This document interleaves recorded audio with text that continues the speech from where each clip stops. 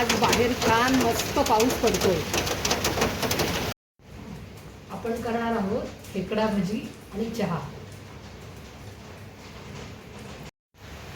उभा चिरलेला कांदा, हिंग, हळद, तिखट, तांदळाचं पीठ, मीठ, ओवा, डाळीचं पीठ आणि तेल.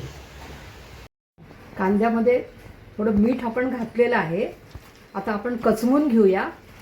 आणि आता कांद्याला हे थोडं थोडं पाणी सुटत चाललेलं आहे. त्याच्यामध्येच आपण डाळीचं पीठ, तांदळाचं पीठ असं घालून घेऊया. हे कांद्याला आता पाणी सुटलेलं आहे.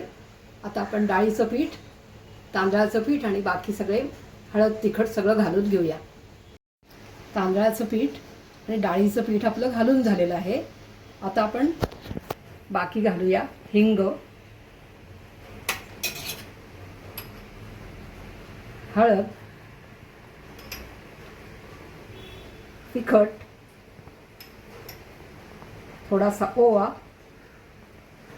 आणि सगळं मिक्स करून घेऊया.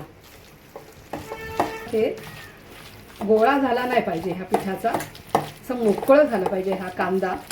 म्हणजे असं भजी ही कुरकुरीत होतात. अशी हे बघा मोकळी झाली पाहिजे. असा घट्ट गोळा नाही झाला पाहिजे. गॅस आपण चालू केला आहे आणि कढई गॅसवर गरम करायला ठेवलेली आहे. आता कढईमध्ये तेल घालून घेऊया. तेल चांगलं गरम झालेलं आहे. आता आपण एक एक भजी सोडून घेऊया.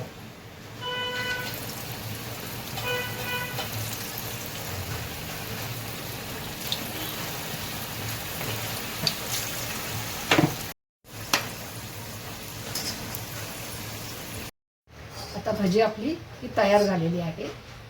आता आपण काढून घेऊया. आता तयार आहे खेकडा भजी आणि चहा.